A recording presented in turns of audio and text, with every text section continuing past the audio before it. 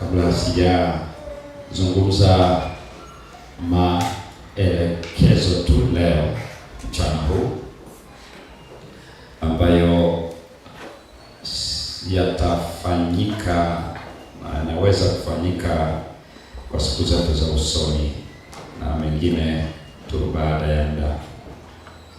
Kwa hiyo tutaangalia tu uchaguzi wa muziki na maelekezo ya muziki. Kama kawaida tutaangalia tu kanuni,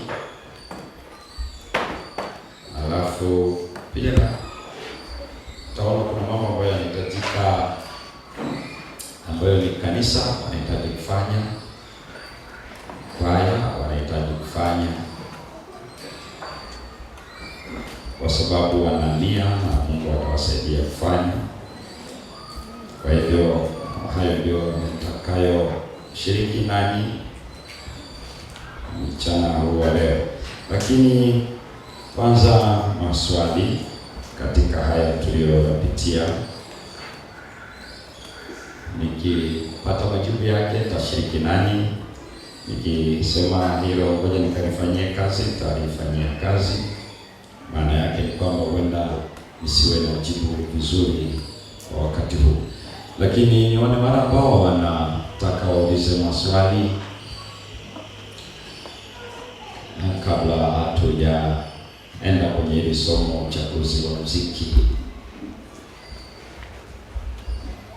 ili niwape namba 1, 2, 3, 4, 5, 6, 7, 8, 9. Naweza ukairuhusu mikrofoni. Tumejifunza kwa juma hili lote, nyimbo zetu nyingi unakuta tunapiga zile nyimbo ambazo tayari biti tumeshatengeneza tayari, lakini kama tulivyojifunza kwamba live ni nzuri zaidi kuliko hizi ambazo tayari zimeshatengenezwa, lakini kulingana na nature ya vifaa vya muziki tulivyonapo tuna kinanda tu. Kwa hiyo ukitaka ngoma the moment uko unapiga, uwezo ukapiga ngoma au kaweka zile zinazo wewe mwenyewe, haiwezekani. Kwa lazima upate muda kidogo ili uingize kimoja kimoja, upige piano, upige bass, vyote virekodi kwa sababu unatumia kinanda tu kimoja. Sasa je, kwa hivi ambapo tunafanya tunakuwa na biti hiyo ambayo tayari imeshaandaliwa ili waimbaji waweze kuimbia, ni halali au inatakiwa tu tunapiga live hizo biti zisitumike, hizo ambazo zimeshaandaliwa tayari? Kwaya zetu nyingi zina makosa makubwa ya matumizi ya kinanda, makubwa kabisa. Yaani hapo ni makosa makubwa sana. Na hizo tunazosema zinaandaliwa hizo biti, yaani hao wanaoandaa kwa kweli wanashindwa kutofautisha muziki unaomtukuza Mungu na ambao haupaswi kutumika kwa kumtukuza Bwana. Kwa hivyo vyombo vinatengenezwa, hizo biti hizo ziko kinyume kabisa. Ninadhani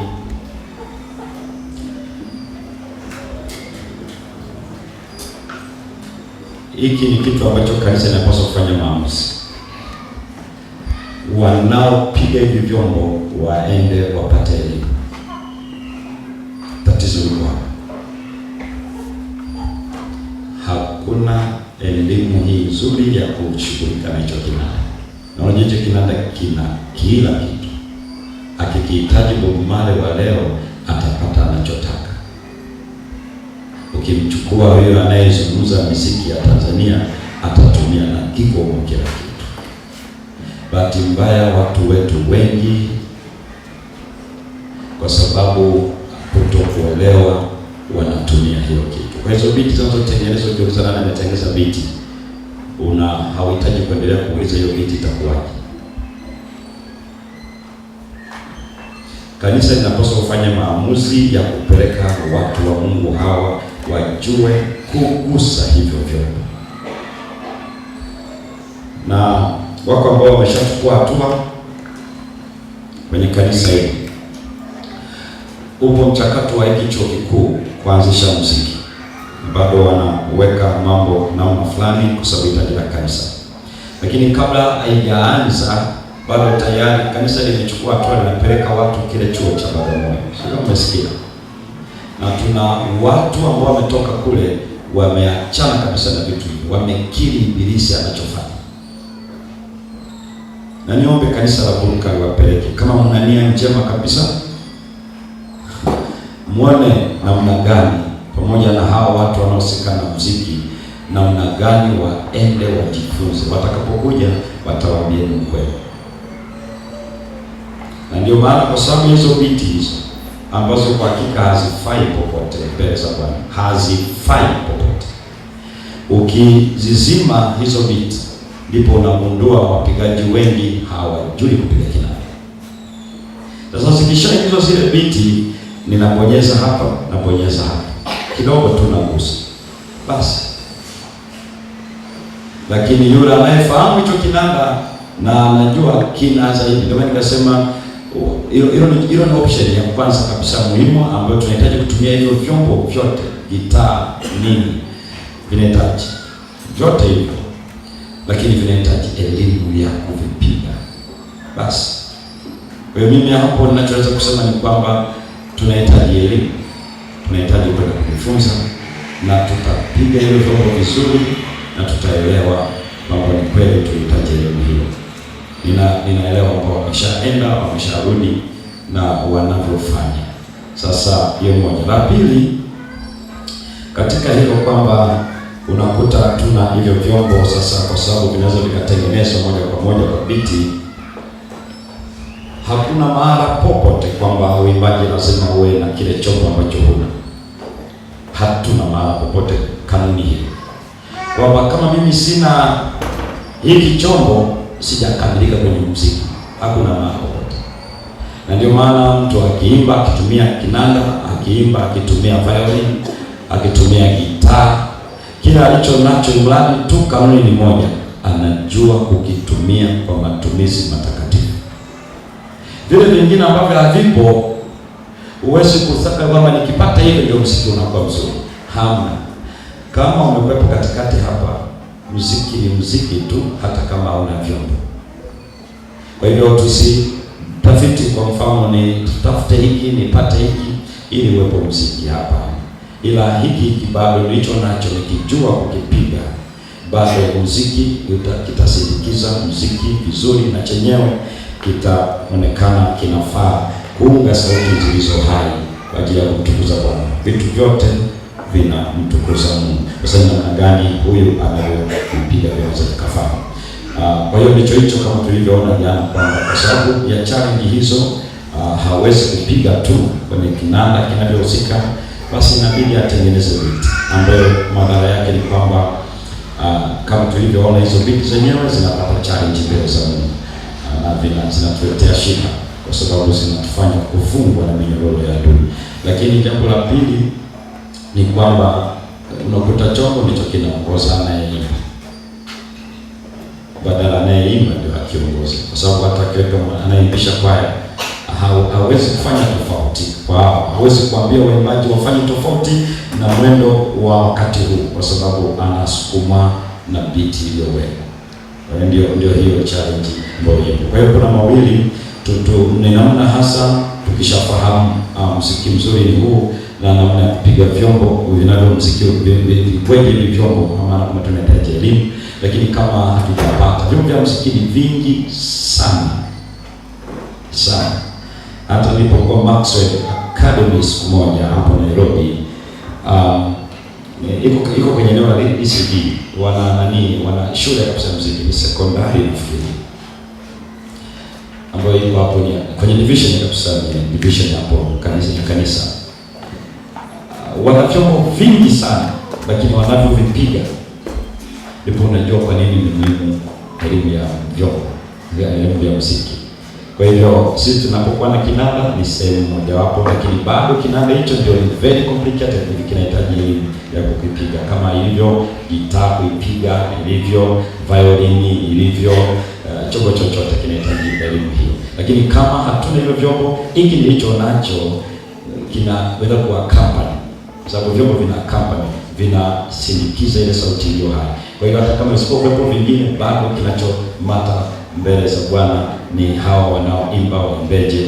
Alafu bado hivyo hivyo, na unajua kwenye muziki mpaka ipo na namna ya kutunga. Kuna muziki wa ibada, kuna muziki wa dini, ambayo mwendo tu unakusaidia kujua ni muziki wa aina gani.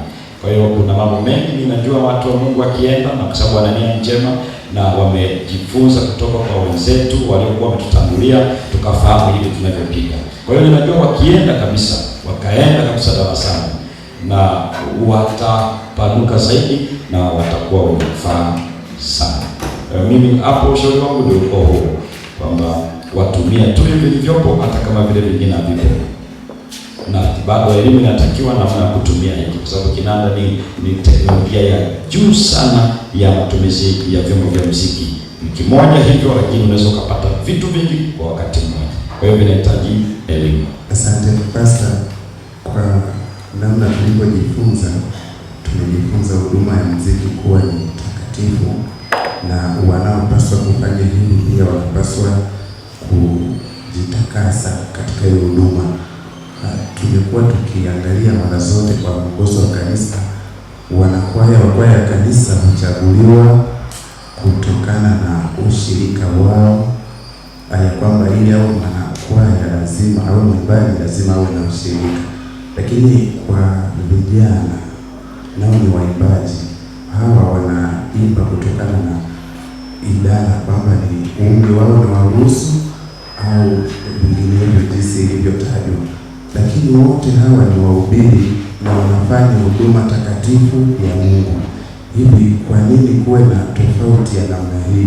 Kwa hiyo kanisa wao ni washiriki, lakini vijana wao waimbe kwa mujibu wa umri wao. Kuna nini? Ukurasa 102 nakumbuka mpaka sasa. Waimbaji wanatokea maeneo makuu matatu kwenye ushiriki wa kanisa. La pili, washiriki wa shule ya Sabato. Tatu, vijana. Bahati mbaya huwa namna ya kuelewa sasa, kwa sababu hapa inabidi uende kwenye miongozo ya vijana. Hii nitaeleza kidogo jinsi uone inavyosema.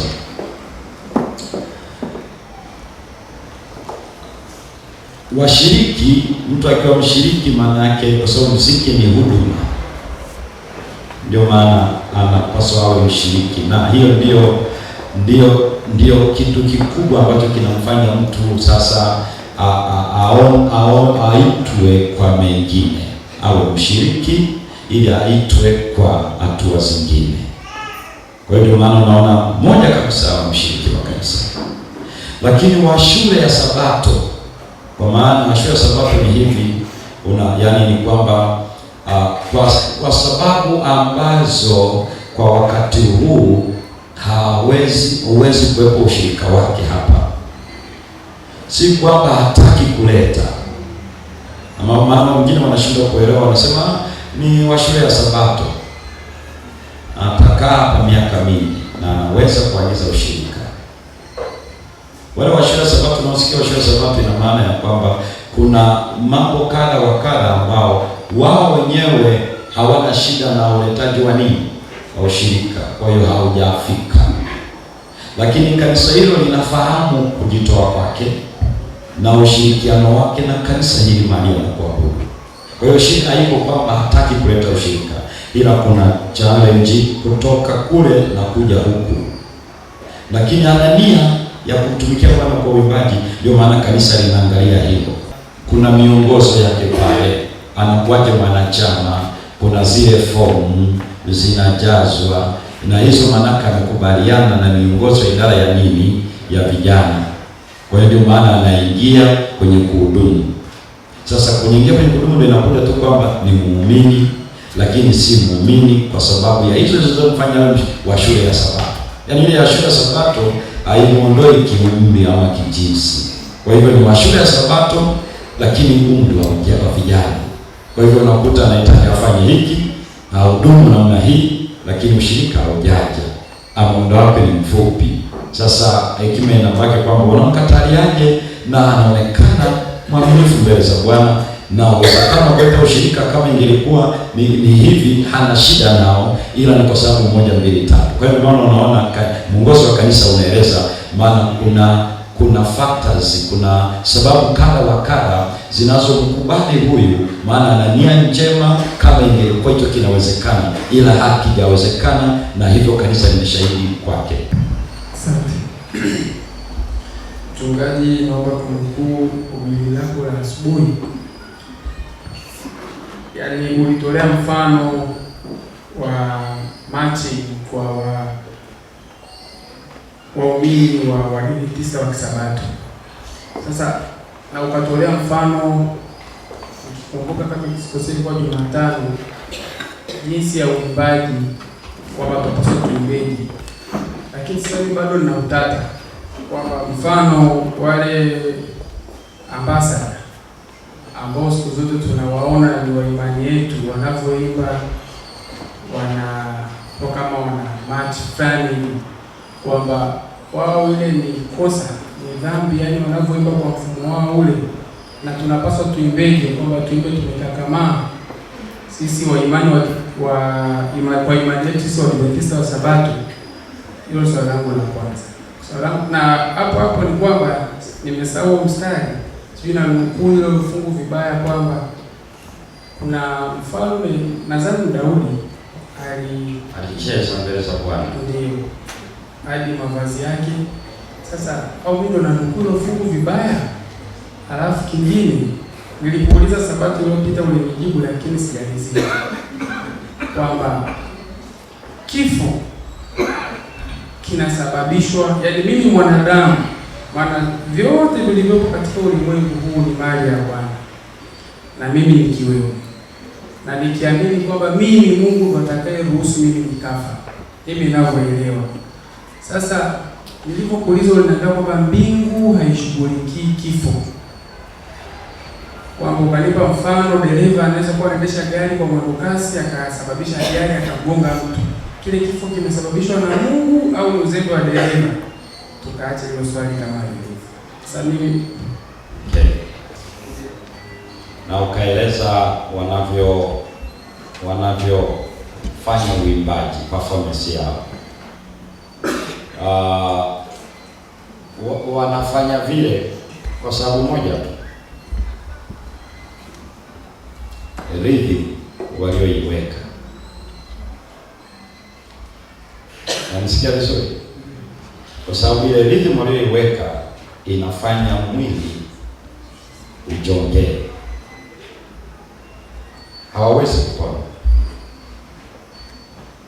Yaani ukishaweka hiyo tu, lazima ihamishe mwili, move the body. Yaani ndio hivyo maana yake. Kwa sababu muziki ukishaenda hapo kwenye hormones na kila kitu, unaenda mwenyewe, hata yeye mwenyewe kutokuelewa anachofanya mwili. Kwa hivyo uwezo ukasema ile wanavyofanya hao watu wa Mungu, hawajui mchawi yuko kwenye beats. Na ndio maana nikasema hivi, ukiimba, ili muone tu vizuri, ukiimba ukaweka wimbo hapo, ukaweka na mtoto mdogo, kama hakuna hiyo sumu ndani yake, hautaona mtu yeyote anaingia hapo. Lakini weka hiyo kitu, alafu uzunguke tu, hata kama mtoto mdogo hajaanza kutembea, uone atakavyofanya. Utamuuliza, nani amemfundisha huyu? Kwa nini? Rhythm uliyompatia. Yaani anafanya bila yeye kuelewa. Yaani wewe nikwambie kitu, hata tukisema watoto waingie hapo sasa hivi, nikamwambia niwekee hiyo beat, lakini tunaimba, tukakaa hapo, utaona vitakatika, havijaenda kwenye mafunzo. Na bahati mbaya, nasikitika kusema hivi, nimesemaje? kwenye makambi, kwenye nini nimesema? Yale makambi ya watoto. Bahati mbaya kabisa, zile nyimbo zina hiyo kitu. Mnanisikia? Lakini hawatapona watoto wakikua. Deep deep deep deep and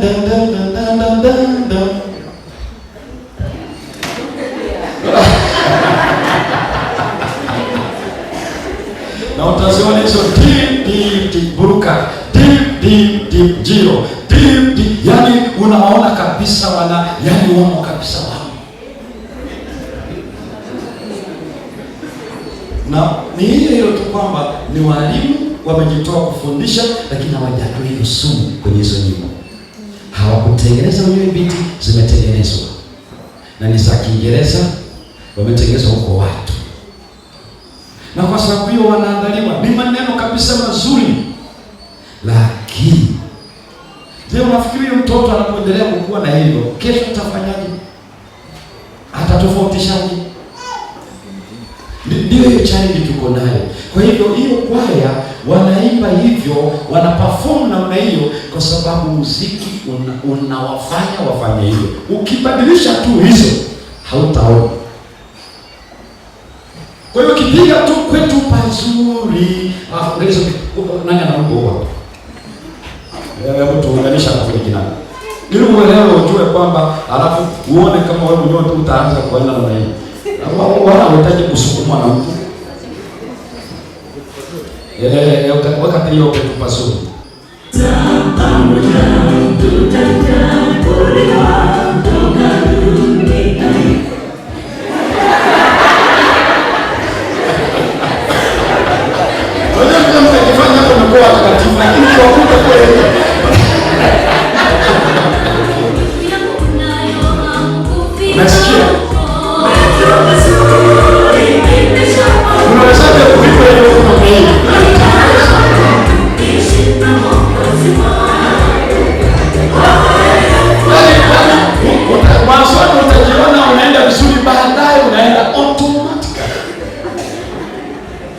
Kwa hiyo ndio maana nakwambia kitu ambacho wanaita ni very addictive ni music.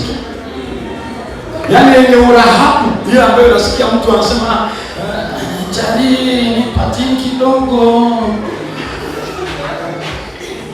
Madawa ya kulevya. Muziki ukishauhamisha ukapeleka kule, unakupeleka mpaka unakumaliza. Kwa hivyo uwezi ukabaki. Ndio maana uimbaji ule ni kwa sababu unabebwa na rhythm. Na zile rhythm zilizoko mle ndizo hizo rock, ndizo hizo dance, ndizo hizo pop music ambao wanaingiza wenyewe, wanasema hizi ni pop music but anointed. Yaani ni hizi pop lakini zimetiwa mafuta ya nguruwe, sijui. Ndio hiyo challenge rafiki yangu, mrao wetu. Kwa hivyo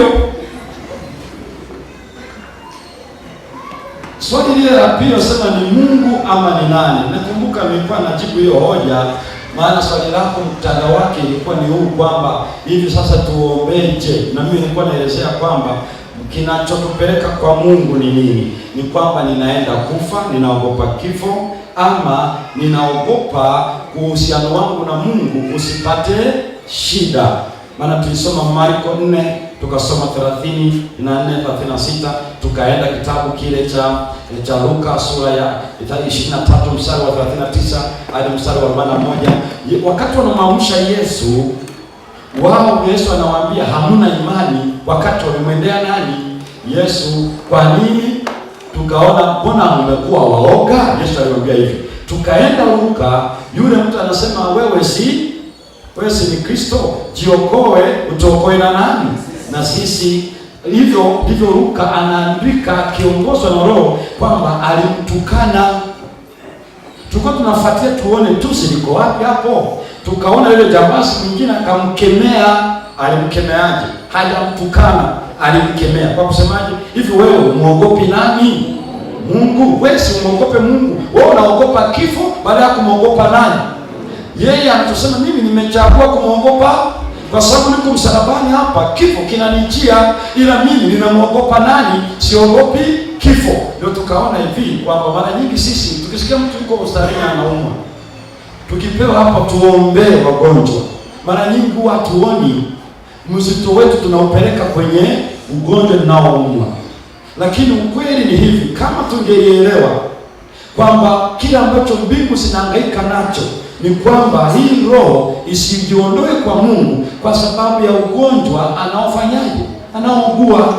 Ndio maana nikaeleza kwamba mbingu hazihangaiki sana tunavyougua na kuumia, ila zinahangaikia sana ikiwa huo ugonjwa unaenda kutishia uhusiano wake na sisi. Ndicho hicho mbingu zinahangaikia. Sikusema ya kwamba Mungu anataka tu tuumie, ndio maana amekuja akatufia na hataki yeye atupate, lakini anatuambia jipeni moyo, ni yeye anaoshinda nini? Ulimwengu. Kwa hiyo nikaeleza kwamba kuugua tutaugua, na Mungu anapenda hatuponye kabisa, ila sio uzito wake. Uzito wake ni kwamba tunaweza kushikamana naye hata kama hiki kinachonisumbua hakijaondoka. Sio kama, ndio maana nikaeleza jambo hilo. Sio kwamba sasa anafurahia tu mimi niugue, anafurahia mimi nife kwa ajali, nikatwe miguu ama sijui kitu gani. Hapana, ila ni hivi, anatamani katika hali yote tuendelee kuwa na amani na yeye, ili haya yanapotokea, akiamua kuingilia kati tunamshukuru, asipoingilia kati bado ndicho hicho Paulo alichoandika, nimekwisha kujua hakuna upanga, hakuna vita, hakuna njaa wala mauti wala lolote itakayotutenga na upendo wa nani? Wa Kristo. Maana yake ni kwamba hayo yatakutana nasi. Ndio maana nikawa naelezea jambo hilo. Kwa hiyo inawezekana sikuenda zaidi ya hapo, nitabiwe kwa Mungu hapa. Namba 4, tunaporudi kule nyumbani, zile nyimbo zetu za asili bado ni tungu. ndio Ni dhambi kuzicheza zile ngoma za asili. Na yaani kwenye ile swali la Daudi alipocheza, na umesema kwamba tuimbe kwa sauti zetu za asili. Sasa kama ile asili ya nyumbani mchungaji zamani, naomba utusaidie, maana hii fursa tulioipata iweze kutuponya. Nilisema pia hapo apostoli aliongeza sando hili. yanaongezeka. Nilisema kwamba tunapokuwa tunazungumza na Mungu tusieleze zaidi shida zetu, tutumie fursa ile kushukuru, kama sijakosea. Sasa narudi kwa wale ndugu zetu wale ambasada walipata matatizo kipindi kile, wakaimba ule wimbo, kwa nini umeharusu baada ya ile ajali. Sasa ina maana walivyoimba ule wimbo, Mungu si anajua shida, yaani kilichowakuta ni nini. Sasa walipoimba na kunung'unika yale manung'uniko yao mbele ya Mungu, si ni matusi? Yaani walikuwa wanamkosea Mungu, maana Mungu ndo alikusudia ile litokee.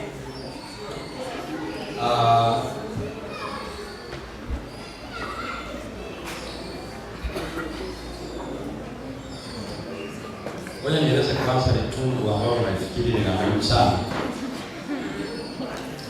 Maana wakati nazungumzia sauti ya asili, uliona ni nyimbo za asili, wote tafsiri kama nyimbo za mtakiruka. Tuliona ya kwamba kazi ya muziki ni kutupeleka mawazo kwa nani? Kwa Mungu. Sasa ukishajua hiyo kanuni, ndipo uone huu wanaoimba kwa lugha ya kwetu ya Kijita, kwa lugha ya kwetu ya Kikuria, hivi wanapeleka wapi mawazo yetu hawa? Utakuwa umepata jibu. Yaani hicho kitu cha kuelewa. Wala uhitaji kuuliza. Maana unajua kuna watu wengi wanatetea dorera chasere. Tena mwambie. Unajua usitetee muziki uwailise kwa vile ni wa lugha ya kwetu. Tunaye muziki hizo mpaka kanisani kweli. Kama ingelikuwa sio matusi, kwa nini tusiziimba hapa? Na wauliza ninyi Wajita mlioko hapa, kama zilikuwa ni takatifu, si msilete tuziimba hapa. Unajua, msijidanganye, kama hatuwezi kutubu tutapotea. Nawaambieni, Tusikifanye Mungu anadhihakiwa kiasi hicho. Eti Wakristo wa leo siku ya Sabato kwenye ukumbi kule eti tupatie ya kwetu. Bibi harusi na wakwetu nataka tutikamatia hapa. Toa hiyo mtu leta hapa, weka muziki hapa. Kweli jamani, kweli.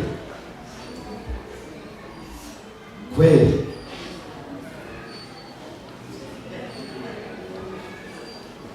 Unafikiri inahitaji kwenda zaidi? Yaani wewe fikia tu jiulize uone. Muziki lazima upeleke watu kwa Mungu. Ni za kwetu. Na kuna mila pia za kabila ya kwetu. Lakini Biblia inatusaidia kujua hii mila sio nzuri. Lakini nimezaliwa unaikuta kwenye kabila ya nyumbani. Na siku zile nzuri kabisa. Unasema hizi nakubaliana, maana kinachosema hiki ni kizuri ni Biblia. Na kinachosema hiki ni kibaya ni nani? Maana ni Mungu tu ndiye anaweza kuchuja. Sisi wote tunajifunza. Ndio maana waliozaliwa kwao wanakula panyabuku ni mboga. Mpaka leo mimi nimekula kumbikumbi, kumbe ni mchwa. Wakikaanga kumbikumbi hapo ninakaa vizuri sana mezani. Kwa sababu jamii ya kwetu kumbikumbi wanakula. Sienene hizo afadhali hizo maana zinakubalika na yeye. Mimi kwa nacheka kama Wasukuma wanakula mapasi makubwa na wacheka hao wana akili. Kumbe ni afadhali panzi, ni mboga. Ukienda kule Mahenge mgeni rasmi ni tumbili. Kama wewe ni mkwe wakikuheshimu mkweni, hiyo ndio ilikuwa mboga. Nenda kule wanaita panya ni samaki mchanga. Lakini kinachoweka mipaka ni nini? Ni neno tu. Bila neno hakuna mjanja. Kwa sababu unapewa ukiwa bado unanyonya, mama anakula anakupitia na supu unakunywa na unakuwa ndio unakula unashiba, unaenda kuchunga. Sasa leo utapataje ujanja wao kusema eti hii sio mboga? Ni yote ni kwenye jamii. Kinachotuokoa sisi ni neno la nani tu? Neno la Mungu. Ndicho tu kinachotuokoa. Kwa hiyo wakati fulani unapotetea kwamba ni muziki kwa sababu tu ni wa kabila ya nyumbani, ujue waliotunga na kuna nyimbo za ovyo kwa kweli. Kwa sababu nyimbo ina maana ya matusi, ndio ni matusi. Na ndio maana unazo biti, hawapigi hata kinanda lakini una biti za kucheza. Ninyi mnafikiri hivi mpaka wapige hii. Lakini tempo ya music ile speed yake, uweke hizo vitu hapo. Bila hata hiyo. Na ndio maana hata wanaosema wanapiga muziki wa kapela wanafikiri hakuna vyombo. Wala nenda darasani. Na mimi nimesoma art appreciation nilipokuwa chuo kikuu. Alifundisha tu art kwenye music appreciation. Music pekee. Kwa asilimia hiyo tu niliyojifunza kama kozi. Ikanifanya niendelee kufuatilia. Na ndipo nagundua sasa ndipo nikienda kwenye maandiko kwenye Biblia, nikienda kwenye hizo lugha za asili uone anapocheza. Hata unaposema kwamba eti alicheza, hakuna hilo neno. Sasa kama sijaelezea, mwimbieni kwa kucheza. Wametafsiri hivyo, sio hivyo. Daudi hawezi kucheza. Mtu mmoja anasema, sasa mke wake si unaona alichokisema? Si ni kama wanaotuambia kwamba tumia kileo kwa ajili ya afya yako. Kwa nini? Paulo alimwandikia Timotheo, kuanzia sasa usinywe tu maji. Kwa hivyo akasema tumia Prisoners Walaka. Akakwambia tumia Serengeti. Haya, kuna ugonjwa upi ambao unaofanisha na Timotheo? Lakini unao wananukuu fungu. Kwa hiyo ndio maana ujue kwamba muziki mtakatifu una move akili na moyo. Muziki usio mtakatifu una move mwili. Yaani ni mambo vinavyoachania. Na mwili ukishaweka hizo tu automatically. Na ndio maana wakipiga tu hiyo ndolera wanakuwa kama wamenato na nyuki. Sio wanaume, sio wanaume ndio wanafanya tu miguu.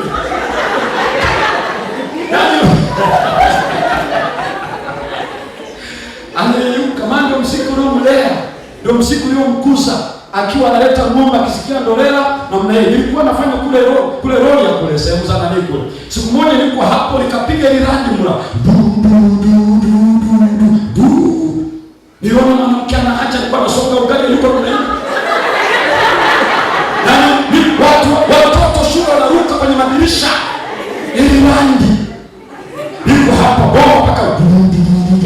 mtu ana mashavu hivi kama anakula mabunda, halafu mtu anataka tu anafanya tu hivi hapa shingo na mtu. Yaani ukiona namna hiyo, hakuna mtu anabaki na songo mkuli original. Anarusha wiku, anarusha nini, anafanya nini, anaunga tena. Na sasa akija kanisani huyo mpaka kwa sababu zile biti zote zile zinaegemea kwa yule adui ibilisi na shetani. Zimemulea. Siko kichwani, siko damuni. Leo akija kanisani akakuta tena biti hizo, anachangamka. Hadi Mungu na ajabu jamani.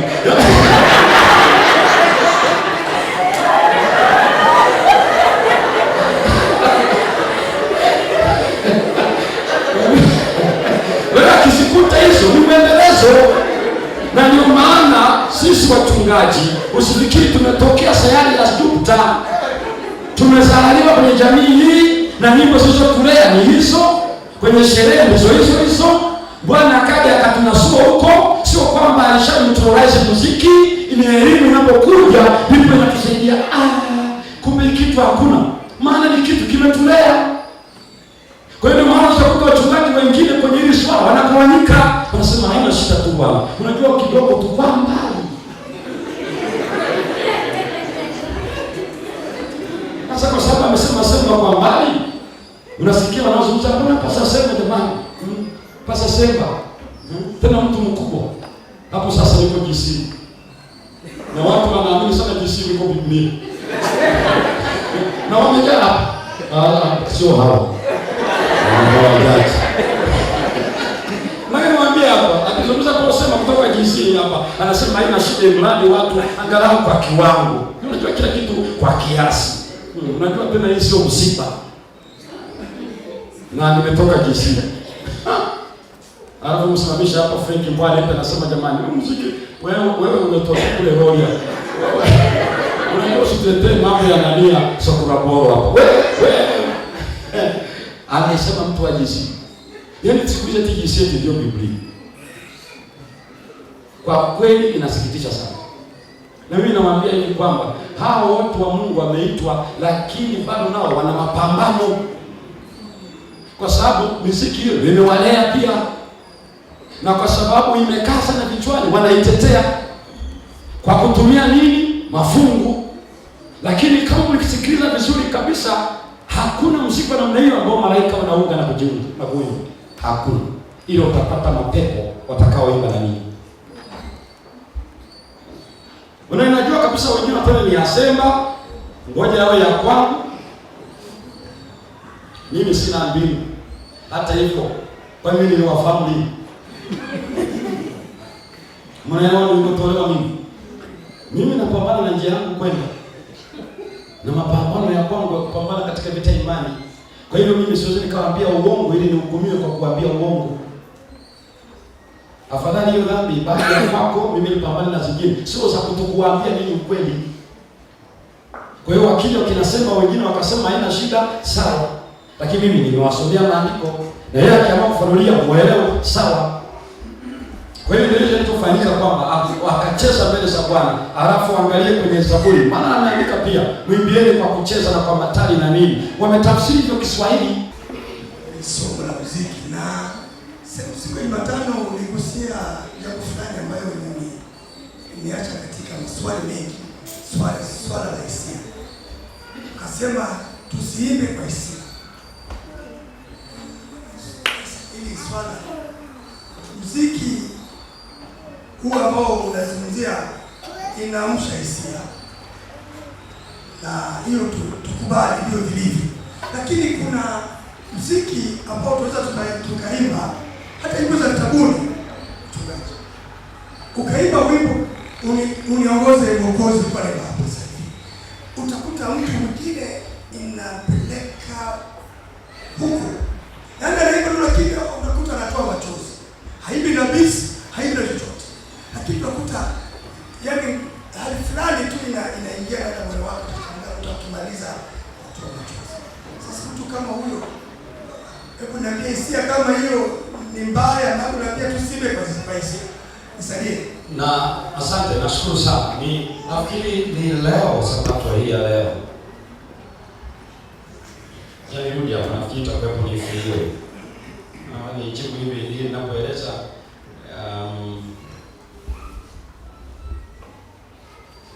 wakfu katika muziki. Nifungue hilo. Maana ninahisi niliweka hapa wanapojiuliza swali.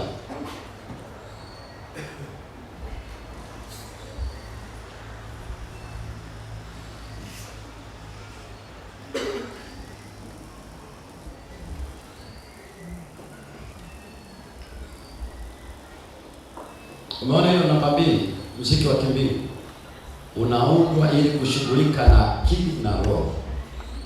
Sacred music yet, nasikiliza sasa vizuri, yet moves the mind but it doesn't naturally move the what? The body.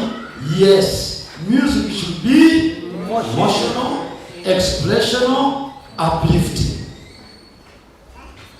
Sasa nirudi kidogo hapa. Nilichokuwa nazungumzia wakati ule kwamba muziki unaoshughulikia hisia, kwamba haujengi kwenye hisia ama mhemuko, ila unajenga kwenye mind, akili na moyo. Sasa ndio inakuja kwamba inapokuja kwenye akili na moyo, kwa sababu chanzo cha muziki huo unakupeleka utuame kwa nani? Kwa akili. Kwa Mungu. Sasa unakuja mind ni unapokuja kwenye akili. Ni Jumatano nafikiri ndio siku ambayo niligusia habari za ubongo unaofanya maamuzi, ubongo kwenye kujenga hisia, na kwamba ubongo ndio kitovu kikubwa kinachosimamia kila kitu kwenye mwili. Hizo hisia na kila kitu ni sehemu pia ya ubongo. Lakini hisia zinazoongozwa na ubongo, sasa nisema na ubongo na ubongo unaohusika na maamuzi, ni tofauti na wimbo ambao unafanya hisia na emotions kuongoza akili. Nadhani ndio sikuwa nimeeleza kwamba mara nyingi hizo ambazo tunasema muziki wa ibilisi wenyewe unashughulikia hizo hisia zitawale maamuzi. Kwa hiyo anakuwa hapo hana maamuzi, maana yamepinduliwa. Hisia zinazoongozwa na ubongo zinatokana na muziki mtakatifu. Maamuzi anaimba katika roho na katika nini? Akili. Unakumbuka tulisoma kitabu gani hicho? Si Wakorintho ya kwanza 10 na ngapi?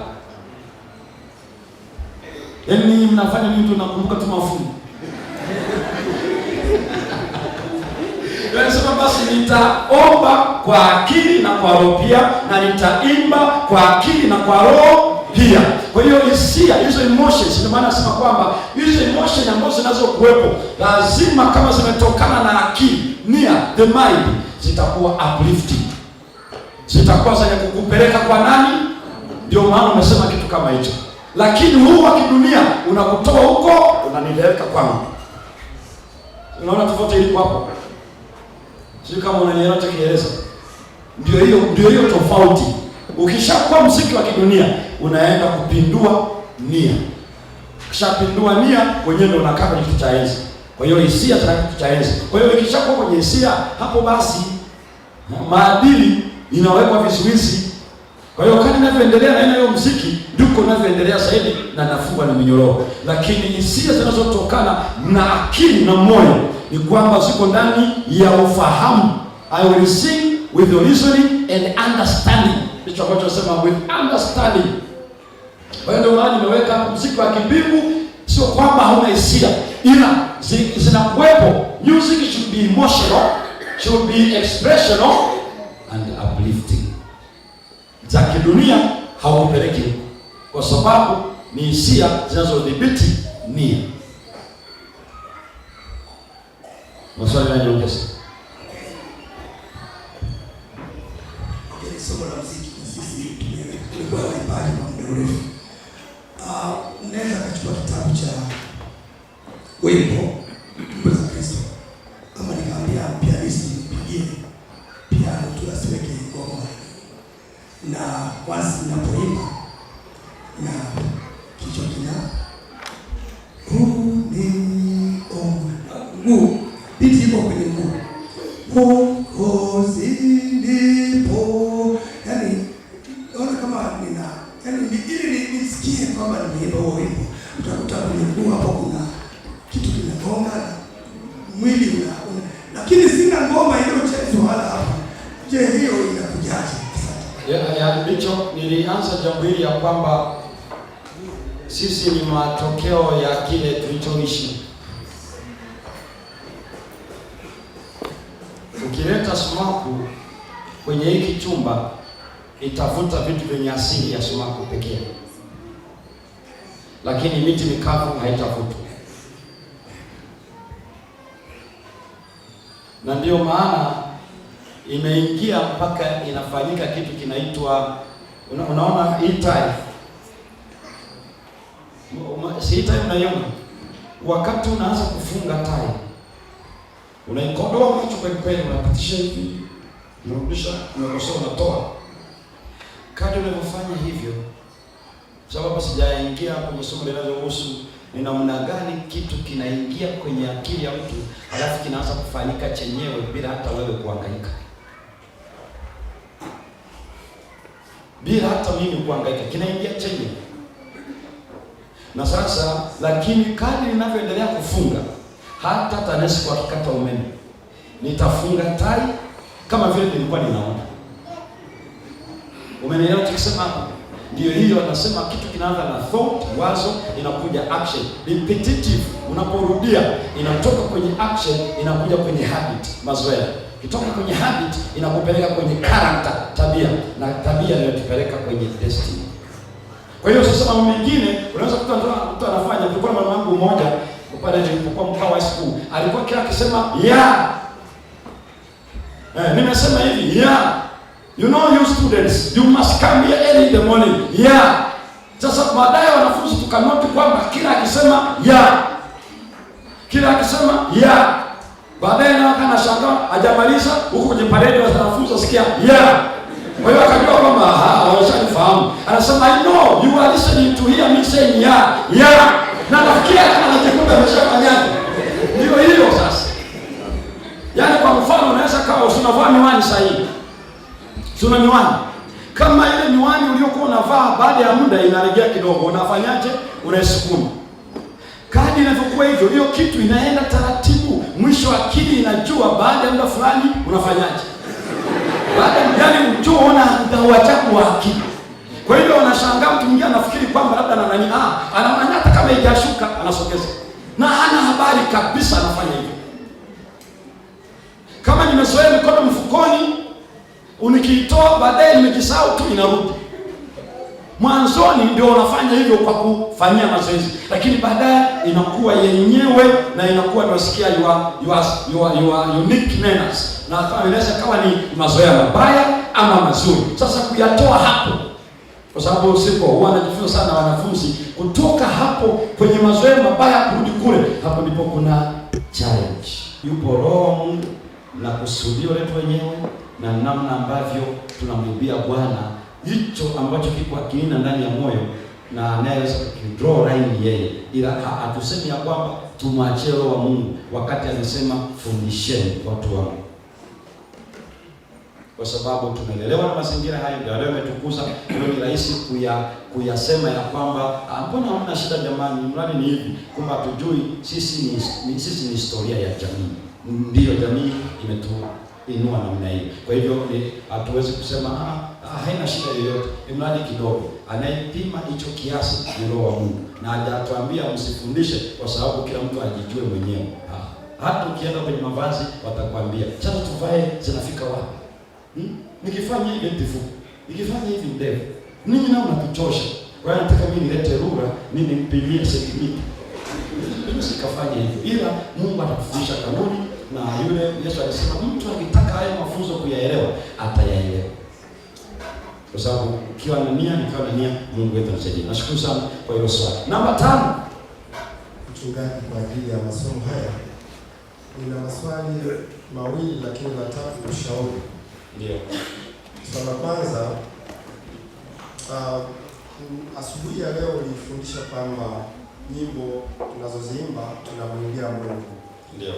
Hatuimbii wanadamu. lakini watunzi wa nyimbo nikiwamo mimi, tunapotunga nyimbo tuna walengwa. Kuna nyimbo ambazo zinamlenga Mungu, yaani ni mawasiliano kati ya mwimbaji na Mungu. Lakini vile vile, kwa mfano wimbo kwa mfano wimbo wa mtakatifu na pamoja, huo ni wimbo ambao unamlenga Mungu, yaani unapouimba unauimba kwa kumlenga Mungu. Lakini kuna nyimbo ambazo zinawalenga wanadamu wenzako. Kwa mfano wimbo ambao una wito, wewe mdhambi, umetenda dhambi, kwa hiyo unamweleza rudi kwa Yesu ili utakaswe. Lakini pia kuna nyimbo ambazo zinakuhusu wewe, ambaye labda unaimba kwa kutaja dhambi zako, ni kama maombi kwa Mungu. Sasa mhubiri ambaye ni wewe au mzee wa kanisa au yeyote anayehubiri, anahubiri washiriki akiwaelekeza kwa Mungu. Na sisi watunzi tunaamini kwamba tunawahubiri wasaidizi, hata kama tumetunga na nyimbo zinaimba kwenye kwaya, ni wasaidizi wa mhubiri, tunawasaidia katika nyanja moja au nyingine.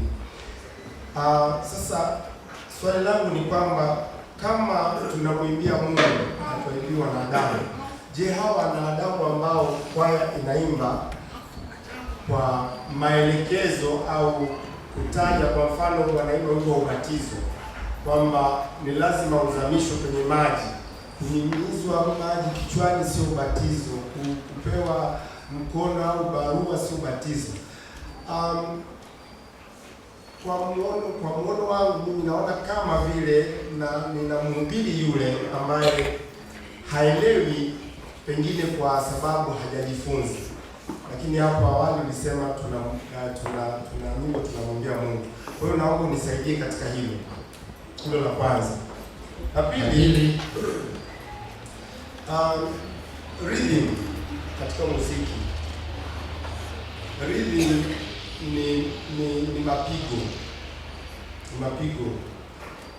Tunaposema rhythm katika utunzi, tuna mapigo ambayo labda ni 3 kwa 4, 6 kwa 9, zile ambazo ni speed.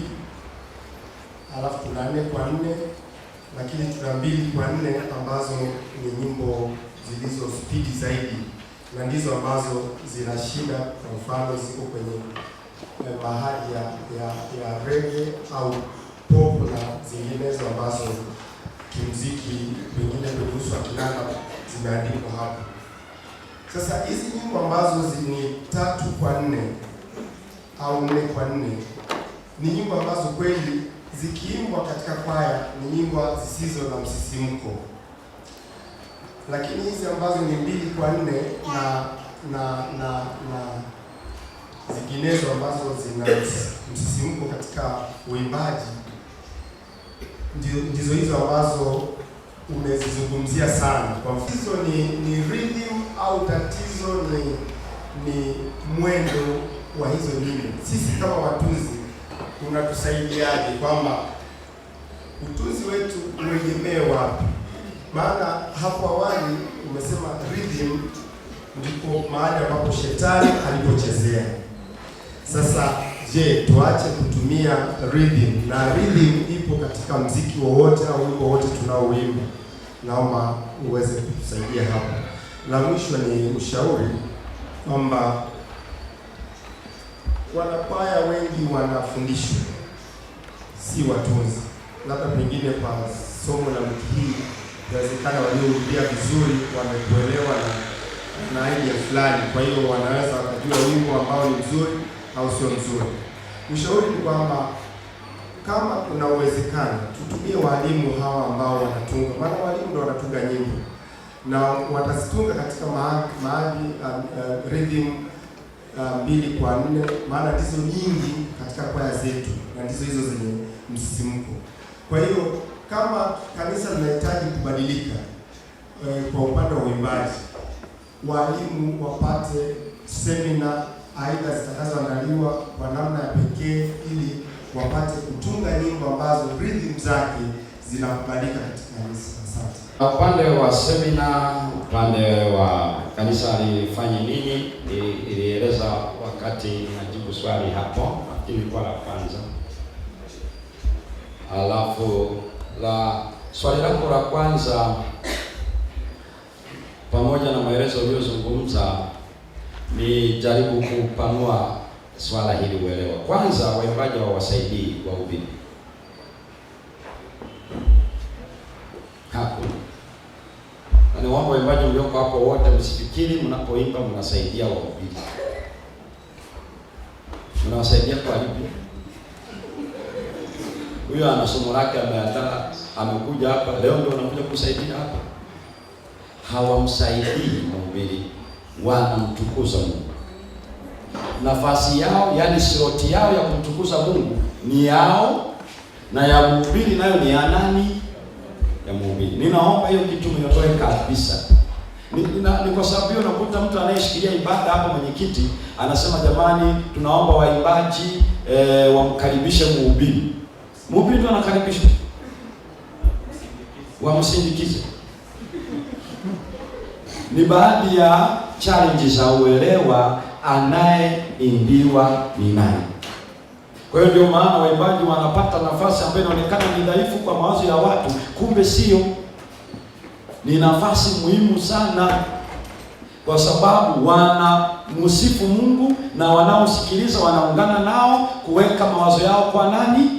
Kwa Mungu. Ni ubiri kabisa kwa wimbo wao, ujumbe wa wimbo wao. Wala hawezi kuambia kwamba eti wamefanya tu hapa, mwenye ujumbe ni huyu. Wao wana ujumbe kwa njia ya muziki, na atakayesikiliza atabarikiwa.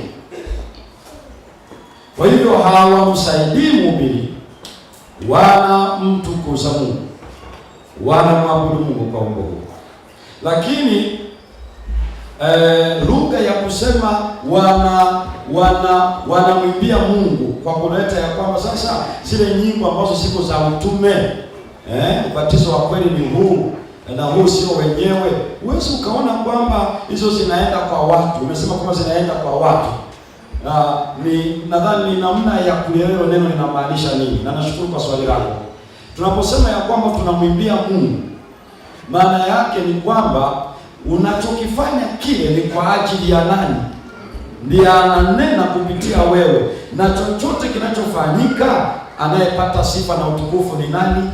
Kwa sababu kwa kuimba kwetu hawa wameelewa. Tulichokuwa tuliimba ukweli kuhusu ubatizo, ni sawa na aliyeshika maiki akahubiri kuhusu nini ubatizo, ama akafundisha kuhusu nini ubatizo. Kwa hiyo waimbaji nao walikuwa wanafundisha neno la Mungu kuhusu ubatizo wa kweli. Huyu yeye anafundisha, lakini si kwa kutumia muziki. Kwa hivyo wote hao wanafundisha, na wanapofanya hivyo usisahau watenda kazi pamoja na nani, na wanafanya kwa ajili ya nani. Na ndio maana zote zinahusu. Mtu akisikia juu ubatizo anaamini. Unadhani anaenda kwa mchungaji sema? Anaenda kwa Otieno? Si anaenda kwa Mungu akiamini akabatizwa. Tuko sawa? Ndio hiyo tafsiri ya kwamba zote zinapeleka akili za anayesikia na anayeimba kwa nani? Kwa Mungu. Ndio tafsiri ya neno hilo. Kwa hivyo hata akifanya lolote lile ni kwa ajili yake, kwa sababu ni neno lake. Nilieleza tangu mwanzo kwamba katika ukija kwenye upande wa utaalamu zaidi juu ya hivyo vyombo, mapigo 2 kwa 4, 3 sijui kwa 9 au kwa 6, nenda 4 kwa 4 na nini. Mimi nina elimu yangu ndogo sana, ila niliwaambia ya kwamba tunajifunza kanuni, na nitakuja kueleza hapa namna ya kuchagua muziki huo. Tawapitisheni hapa uone kile ambacho kinazungumzwa, lakini maana yetu ni kwamba tunazidi kusitiza ya kwamba kama tukikubali kufundishika, maana ni kitu kingine,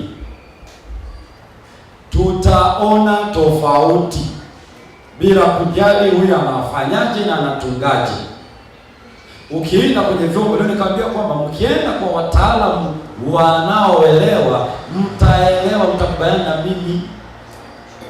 Mimi ningelikuwa na utaalamu huo, ningekaa na ninyi. Bado hata nikiendelea sana kadhaa, kuna mama ambayo nitayafundisha, lakini kwenye upande wa vyombo na kila kitu nitahitaji mtaalamu aje aeleze. Ndio maana nikatia moyo tangu mapema kwamba kanisa sisi wenyewe watunzi na nani twende kule tukaongeze, na tutaona kuna uongezeko wa ufahamu wetu katika hii huduma takatifu tunayoifanya. Kwa hivyo mapigo yaendeje, yafanyeje, lakini nimeeleza muziki utakao move mwili na tofauti ya muziki unao move akili na moyo. Sasa hivyo vyote viko mbele yetu, lakini kadri tunavyojifunza ndivyo uongezeko wetu wa uelewa unaongezeka. Kwa hiyo mimi naweza nikaeleza tu kwenye upande wa beats, kwenye upande wa nini. Na lakini pia nilieleza vizuri kwamba wakati wana muziki wanatumia hiyo kitu, na hiyo kitu haijaanzia na watu wa muziki. Niliwaelezea tafsiri ya neno hilo na jinsi Ibilisi alivyotemba nalo juu mbinguni na anachotumia kufanya. Wale tulipoanza nao tukasogea kuanzia Jumapili, Jumatatu, Jumanne. Na nilizungumza sana na habari hiyo, nini ni inaitwa muziki. Kwa kabla waimbaji hawajayatumia au wataalamu wa muziki hawajayatumia, wakiita rhythm, wakiita harmony, wakiita melody, ni maneno ambayo hawajui yanahusu Mungu mwenyewe. Kwa hiyo ndio maana nikaeleza ya kwamba hatuwezi kulilai, maana wanatembea kwa ufinyu sana wa matumizi ya maneno hayo, lakini ni ndani ya maneno hayo msingi wa wokovu na uumbaji wa Mungu umewekwa. Kwa hiyo ndio maana hatuhitaji kuishia kwamba hii ni lugha ya muziki inafanya hivi. Tunataka tuwaeleze hivi, hicho alichokiona sio chenyewe. Kwa mfano niwape mfano mwingine. Nakumbuka kuna miaka fulani nilifanya huduma ya makabila hapa, nilikuwa na huduma ya unabii. Nikawaeleza kwamba ukiangalia vizuri vitabu vya historia, na nimesoma hata mimi, wanakuta wanakueleza vita kuu ya kwanza ya dunia ilisababishwa kwa kuuawa kwa Akiduki Freje kule Sarajevo. Sasa nitafanya tena mburi. Ndio maisha. Sasa mimi nitafanyaje? Kwa hiyo sitafundisha hii, lakini muda wangu umeisha. Wenye maswali wale wote hajajibu katika imani watano.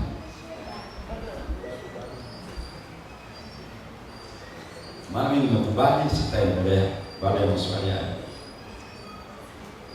Swali langu ni kwamba je, tunaruhusiwa kupiga makofi? Maana katika kitabu cha Zaburi 47 pigeni makofi kwa shangwe. Ndio. Kwa hiyo tunaruhusiwa kupiga makofi. Au swali lingine katika kitabu cha Nyakati wa Pili sura ya 5 fungu la 12. Anaeleza pale wale waimbaji wamesimama upande wa mashariki. Sana anauliza upande wa mashariki ni wapi? Walipokuwa wanaimba, maana tunaona waimbaji wanasimama hapa mbele. Hiyo. Hata kama mnao na upande wa mashariki. Huko ni upande gani jamani? Ndio mashariki yenyewe. Kumbe kwa wao wasoma mashariki.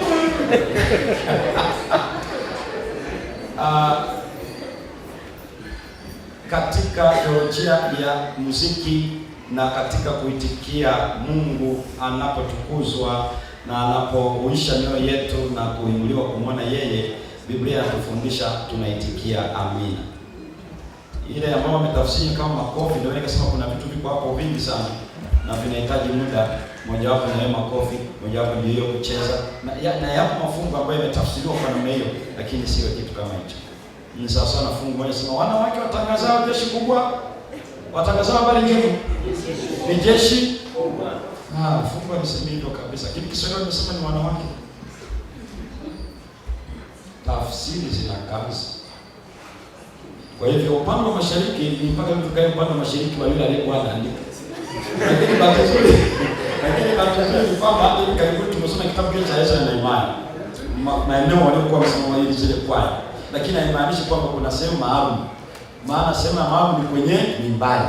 Yaani jukwaa maana kwa wakisimama wana mtu anachokiimba watu watapata shida kuchungulia nani. Kwa sababu kuna uhusiano wa kuona na kuna uhusiano wa kusikia na habari zinazoenda moyoni mwa mtu. Ndio maana. Kwa hiyo maana mimbari kazi yake ni hiyo, anapoimba huyo anayeimba anasikiliza nyimbo, lakini kuna uhusiano huko hapa. Katika music performance kuna uhusiano. Kwa hivyo ndio maana sio kwamba upande wa kusini labda ndio unaoleta vizuri, tutakuwa tumeenda kwenye futo na vitu vingine, lakini ile nyingine ile ni tafsiri. Kwa siku hapa nasema pigieni makofi kwa shangwe. Swali langu mchungaji ni katika maombi. Kuna fungu nasema Mungu anajua tunayohitaji kumuomba kabla hata tujayaomba. Anajua shida zetu. Sasa dukuduku langu huwa napata shida sana katika haya maombi ya kugawanyika watu wawili. Unakuta kiongozi anaweza kusema kwamba tuombee mambo hili na hili. Sasa tunapogawanyika wawili, unakuta mimi nimegawanyika na huyu, nitakachokiombea na yeye ndio atakachokiombea. Na ndio tumeambiwa na kiongozi. Sasa sijui kwamba ni kwamba tunakuwa tunapoteza muda au ni kwanza sijui nataka nijue kama utaratibu wa kugawanyika wawili ni kanuni, ni lazima au uko katika miongozo ya kanisa, kwa sababu pia unaweza kukuta kibinadamu huwa kuna shida ndogo zinatokea hapo. Unaweza ukagawanyika wawili na mtu ambaye akakufanya ukahama katika swala la kufikiria kile unachokifanya pale. Tumetofautiana vinywa, harufu za vinywa tumetofautiana. Sasa unakuta mtu kwa kweli anakuhamisha katika kabisa katika lengo la wewe kupiga magoti pale. Sasa sijajua kama ni lazima au ni muhimu au ni uongozi wa kanisa, hilo sijajua. Na pia sasa huenda labda mtufundishe namna ya kuomba, kwamba ninachoomba mimi, kwa sababu tu kiongozi amesema ninachokiomba mimi na huyo anakirudia. Sasa nina Mungu anajua tu kabla ya tujaomba, anakuwa amejua shida zetu. Kuna mambo mawili kwenye swali lako ambayo nadhani sijafundisha kuhusu hasa sana, na hiyo tafsiri kwamba anajua hata kabla hatujafanya nini. Kwa hiyo kwa nini tuombe na anajua? Lakini ileta tu kwamba kuomba inatufungua sisi kumpokea Mungu. Hatuombi ili ajue, ya tunaomba ili aingie ndani yetu. Si kwamba hataki kuingia ili maombi, lakini maombi yanafungua sisi kukubali mapenzi yake yatende kazi ndani yetu. Lakini sasa hii ya inayoweza kugusa afya na harufu tofauti leo, sio tu hivyo, kuna mwingine jasho ya mtu harufu aliyonayo kwa mwingine ni kitu kingine. Lakini ndio hivyo, kila mtu ana jasho yake. Hata kama una watoto wa nyumbani ni tofauti kabisa. Ndio maana unaona hata Isaka macho hayaoni, lakini pua inafanya kazi. Anamwambia mwanangu, niletee nikubariki. Alitaka aone harufu, asikie hiyo harufu. Maana anajua harufu ya Esau na anajua ya nani, ya Yakobo. Lakini hakujua mama alishampatia nguo za Esau na nguo ndo zina ile harufu. Wewe mzee akaingia mazimu. Watu wanajarudia. Sasa hebu nirudi hapo. Sasa kwa kuwa yuko hivyo mama, na yeye hakutaka mke mtu ni tofauti. Hiyo harufu inatoka kwenye kinywa ama jasho tu ya kwake. Unaona? Ni namna sasa mnapopiga magoti. Kama umepeleka uso sana hapa. Lakini ni kawaida siku zote. Katika kiwango ambacho haitakuwa sauti sana ya kuudhi wengine, lakini bado wakati huo utafute mwelekeo kama nilivyosema, kwa ile paya walikuwa upande upi, ni kaskazini na mbali. Sasa naomba uelekee uso wako uendeshe mpaka sikio liendelee kusikia. Lakini katika yote hayo ni hiyo kwamba ndivyo alivyo kwa challenge hiyo. Ama anaumwa kinywa, ama ni harufu yake kwako ndio inaonekana kuwa hivyo. Kwa hiyo hakuna anayejua ni lipi. Anaumwa ama ndivyo harufu yake ilivyo, na kwako wewe imekuwa tofauti, wakati kwa mwingine haina tofauti. Na unajua mwili nao ni ajabu sana. Harufu hii inaweza kama mimi nzuri, na mwingine anasema hii miti inanukia vibaya. Mwingine anasema yaani hii miti naifurahia, nikikaa nisikia vizuri sana. Tunaona kitu cha nini. Kwa hivyo kuwa mimi na kuona vibaya harufu yake haimaanishi anaumwa. Na sitakwambia pia wewe unaumwa unayeona hiyo harufu sio nzuri. Ni hivyo tu, tuko hiyo tofauti namna hii. Kwa hiyo kwa mwingine unaenda kununua mafuta, haya mafuta mimi yananinukia vizuri. Yuko lazima kuomba wawili.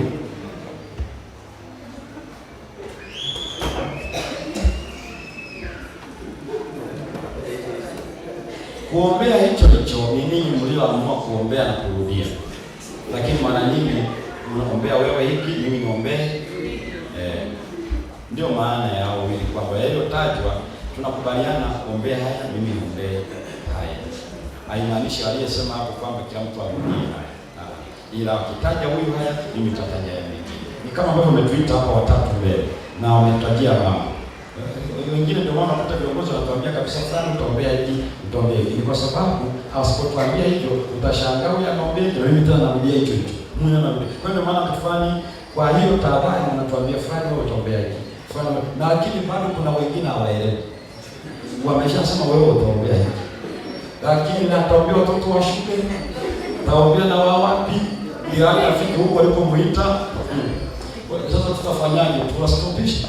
Bado tunajifunza, lakini ni wawili ama watatu, ni ile inayosikia koinonia ya kuomba pia kwa pamoja. Kuna namna ya kuendelea kuishi kanuni ya anayoeleza Kristo mwenyewe ya kuwa marafiki kwa karibu na kutakiana mema, kwa sababu ni vigumu pia kumsema unayeomba naye. Kuna sayansi yake iko hapo, lakini sio mara zote watu waomba wawili. Nayo sio kanuni. Kuna wakati wataomba mmoja, kuna wakati watapiga magoti, kuna wakati watasimama, kuna wakati wataomba watatu, kuna wakati yaani hakuna formula. Ili mradi yote yanayofanyika yamelenga hao wanaohusika kwenda kwa Mungu. Sasa habari ya harufu utajua utakavyokuwa, kwa sababu kila mtu kuna harufu inayovutia, mwingine anavutia. Ni kama vile ambavyo umeolewa. Wewe sio atakuja nani?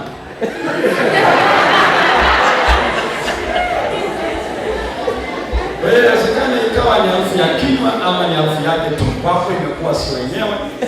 Na Bwana akusaidia kama wewe umesaidia wanawake wengine kukaa na hawa, alafu kisha ikawa harufu nzuri. Unajua ukienda chooni unakuta pana nuka mpaka na shati unaacha. Zile vio vya shuleni hivi. Unatembea hivi kama kupata za nini. Lakini unajua kisha unabidi uende maana kuna mahali popote. Ukishakaa ndani ya dakika 3 unapazoea. Ulikuwa mbana kwa mwisho ya unapumua kama vizuri. Kwa hivyo sisemi mazao na moja hapo, utajua na posto utakayokaa. Namba 7. Ndio ukiona hivyo wanapasana mic.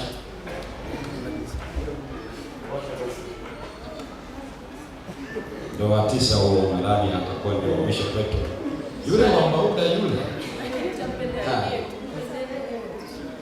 Swali langu ni kwamba ikiwa kanuni ya kanisa kama mwongozo wa kanisa imeelekeza namna ya kuimba na kutengeneza muziki, kwa nini kanisa halikutoa maelekezo tangu mwanzo? Nauliza hivi kwa sababu kuna mambo mengine unakuta yanatokea ndani ya kanisa. Kitu cha kwanza, kanisa linatumia kwamba kanuni imesema hivi na hivi, lakini kwenye music, kwenye music. Okay. Kwa nini kufanya hivyo?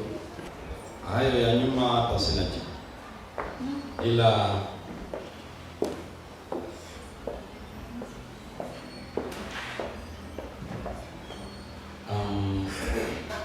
wakati fulani huwa kuna mambo ya kanisa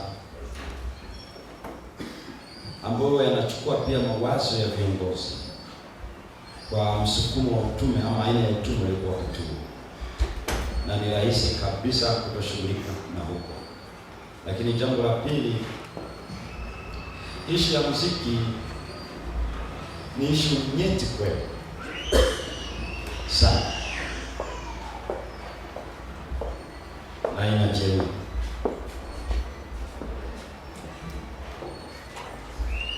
Inahitaji pia kujielimisha kabla hata hujaisema, lakini kuisimamia napo ni challenge. Kwa hiyo siwezi nikajua ilikuwa ni nini miaka hiyo yote kwangu mimi. ama kwako wewe. Ila nachoweza kusema tu ni kwamba Bwana anaweza aonekana amekaa kimya, lakini si kwamba amekaa kimya. Na ukifika wakati anakupatia neno fulani. Na hata mengine ambayo kwa sasa sijayaona, unaweza ukashangaa kesho akatuma mtu wake fulani ama akainua mtu wake hapa akafundisha. Kwa hiyo yakikuja tunasema Bwana anaona vema kupatia haya. Kwanza nishukuru kwamba mmekupatia nafasi na sisi kuja nikasikia haya ambayo nimesikia jioni ya leo. Inawezekana hiki ninachouliza huenda ni swali ambalo limejibiwa, kwa hiyo mtanihurumia tu kwa sababu siweko kwenye kipindi. Lakini ninashukuru Mungu kwa ajili ya matengenezo yanayoenda kufanyika kwa waimbaji. Ila changamoto yangu iko hapa. Wakati tunapokwenda kufanya matengenezo kwa waimbaji, ninakuwa na changamoto inayonipata, sijui niseme kwa washiriki ama wasikilizaji. Kuna namna ya imejitokeza sasa, watazamaji mpaka wanashangilia. Yaani nyimbo zinaimbwa na wanakwaya, alafu baadaye unasikia wanaoshangilia kutoka kwa wasikilizaji. Mtu ananyanyuka, unajua mimi kwa sababu ni mshamba. Vingine hata sijui maana yake ni nini. Mtu ananyanyuka alafu ameweka vidole hivi. Ninaomba hili nalo tuliangalie kwamba hivi tunamtukuza Mungu kwa namna hii. Kwa hiyo tunapofika mahali kwamba tunafanya matengenezo kwa waimbaji, kwa sababu tunaamini kwamba wanapomsifu Mungu wanavuta hisia zetu nazo zimsifu nani? Hivi imevutwa kumsifu Mungu. Ninaomba pasa hilo kidogo naweza kusema kitu. Nilianza tu jana na habari ya uimbaji, performance ya muziki. Na ina mambo mengi sana pale. Na mara nyingi wanaotutia hivyo vitu na kukondoa ni wale wanaotushangilia. Na wanaweza kunifanya na mimi nikashindwa kujua, nikavutwa kuwapendezesha. Nikasahau kwamba kumbe nilipaswa wao na mimi wote tuvutwe kwa nani? Kwa Mungu. Sasa sisi viongozi wote wenye dhamana hiyo ni makanisa, ilichokubaki kwetu ni kufundisha, lakini pia na kusimamia. Waumini wetu wengi hawaelewi. Na kanisa limeingiza waumini kila leo wana tatizo. Nao wana safari ndefu ya kuendelea kujifunza. Sasa ikitokea ndipo Bwana atupatie tu namna ya kuendelea. Tunajua kuna hitaji la kufundisha na kufanya nayo. Na mara nyingi tunaweza kuipeleka mchana, lakini nashangaa mchana hawaji wengine. Kwa hiyo maana kuna haja, kwa sababu la neno hata kwenye huduma kuu wanaisikia neno la Bwana. Na mimi najua ni kweli kama kuna kitu ambacho yani sasa hivi ni tata, ni muziki. Ninakiri vita yake sio ndogo, kubwa sana, lakini hawezi kutufanya tukae kimya. Tukikaa kimya na maana tunasaliti. Kwa hiyo tukipewa Mungu na baki hao wanaofanya hivi watu wa Mungu hao, ndio Mungu anasema wakifundishwa wataelewa kwamba kumbe kuna adui ameingia ndani yao. Nawatakia huduma njema ya muziki, kwa sababu waimbaji ni watu waliojitoa na wanafanya kazi takatifu, na njia wanayotumia ni njia inayoingiza ukweli kwenye mioyo kuliko njia yoyote. Kwa hivyo Mungu atusaidie kuendelea kujitakasa, na daima macho yetu yamuone Mungu. Unaposimama akili yako iende kwake, na usione uko mbele za watu wa Mungu kuruka ama Mbauda ama Shamsi ama wapi. Siku zote unaposimama jua hapo uko mbele za nani? Za Mungu.